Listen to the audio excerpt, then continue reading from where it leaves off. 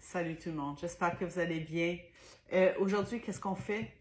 Vous allez dire, moi je fais pas ça. Attendez, c'est un pain, mais c'est tellement facile que moi, ça fait 2 ans que je le fais, puis il n'y a pas une fois qui est arrivé que je ne l'ai pas réussi. Là.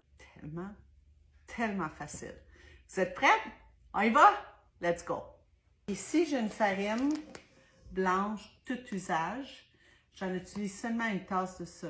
Habituellement, j'utilise la farine à pain. C'est encore mieux, mais j'en ai plus. Fait que j'utilise celle-là, c'est parfait, c'est correct. L'autre farine que j'utilise, c'est de la farine à pain de blé entier. Si vous avez juste la farine de blé entier, ça va fonctionner pareil. Fait qu'on va commencer avec une tasse de farine blanche. Là, je vais mettre une tasse de farine de blé entier. Là, je vais prendre une autre tasse. Vous pouvez mettre 2 tasses de farine de blé entier. C'est correct. Moi, j'ai changé ma recette au fil du temps. Fait que vous voyez, j'ai comme un petit espace de libre. C'est plus que 3/4, mais moins qu'une tasse. Fait que là-dedans, je vais rajouter, j'ai des farines de lin ou ce qu'on appelle des graines de lin moulues. Fait que je vais juste en rajouter pour remplir le reste. Comme ça. Puis l'autre chose que je rajoute aussi, que j'aime beaucoup, parce que c'est bon pour la santé, c'est des graines de chia. Je peux mettre des graines de chanvre aussi. Mais les graines sont facultatives. Pas besoin de les avoir. OK? Fait que ça, je mets ça là-dedans. Après ça, on va mettre 2 cuillères à thé de sel. 1, 2. Maintenant, on va parler levure un peu. Vous voyez ici, j'ai de la levure sèche, active. Moi, c'est ce que j'utilise. Si vous avez de la levure rapide à la maison, ça fonctionne aussi. Fait qu'on va mettre 2 cuillères à thé. 1, 2 de la levure. C'est tout. Maintenant, un petit truc, ça prend une cuillère de bois. Je ne sais pas pourquoi, ça prend une cuillère de bois. On mélange le tout. OK. Là, le truc. C'est ça, le truc. OK. Ici, j'ai de l'eau chaude. Pas chaude, chaude. C'est comme entre tiède puis chaud. Comprenez? Fait que c'est 2 tasses, dépendamment de la farine que vous utilisez. Fait qu'on va y aller avec une tasse pour commencer. Et je vais rajouter 3/4 de tasse ici. C'est la texture qui est importante dans cette recette-là. Fait qu'on va voir à quoi ça ressemble. Donc, je mélange.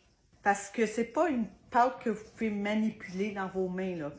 Fait que vous voyez, il y a encore beaucoup de farine. C'est pas assez d'eau. OK?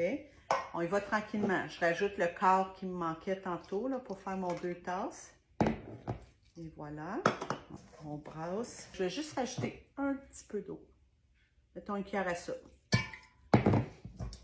Quand tu pogne après la cuillère de même, là, c'est une bonne affaire. Fait que ça, c'est la pâte parfaite qu'on veut voir.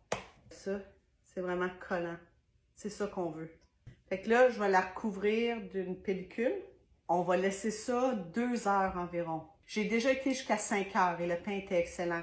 J'ai jamais été après 5 heures. Je ne sais pas si la pâte va tomber. Donc, entre 2 et 5 heures, disons. Je vais mettre la pellicule là-dessus, puis on va laisser reposer ça pendant au moins 2 heures. J'ai mis la pellicule de plastique dessus, puis je vais le mettre à un endroit où il n'y a pas de courant d'air. Ça fait que pendant 2-3 heures, on va laisser reposer ça et je vous reviens.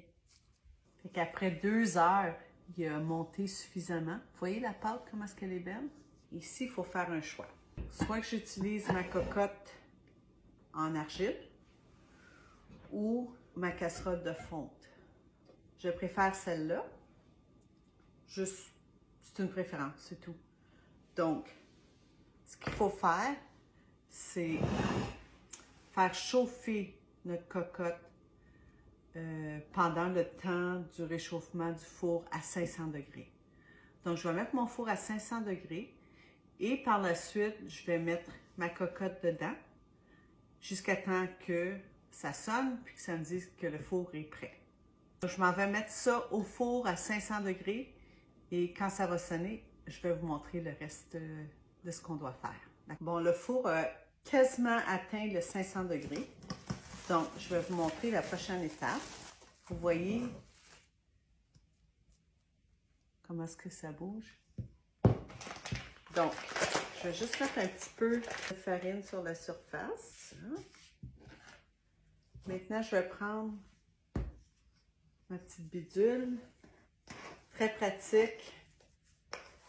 Vous en avez besoin, fait qu'allez vous acheter ça si vous n'en avez pas. L'idée dans tout ça, c'est d'y aller à peu près, de le tourner à peu près 5 fois. Donc, 1, 2, 3, 4, 5. Donc, mon four est prêt. Je vais sortir mon plat, puis je vais vous montrer qu'est-ce qu'on fait après. Donc, voilà ma casserole. Elle est très chaude. Je vais mettre mon papier parchemin dedans. Vous me demandez ce que je fais, hein? C'est plus facile de le mettre dans la cocotte comme ça. Donc, maintenant, je peux prendre mon pain, le déposer tout simplement dans ma cocotte. Maintenant, je vais remettre le couvercle. Je le mets au four pendant 30 minutes. C'est tout. 30 minutes. Après 30 minutes, on va enlever le couvercle, puis je vais le remettre un autre 6. C'est entre 6 à 12 minutes. Ça dépend de votre four. Moi, c'est 6 minutes et il est parfait. Donc, pour l'instant, on y va avec 30 minutes couvert. Après 30 minutes, ça ressemble à ça. Fait que je vais le mettre un autre 4 minutes à découvert. Regardez-moi ça, comment c'est beau. Je ne ferai pas un test de dégustation parce que ça fait 2 ans que je mange ce pain-là. Il est absolument incroyable. Bon appétit tout le monde!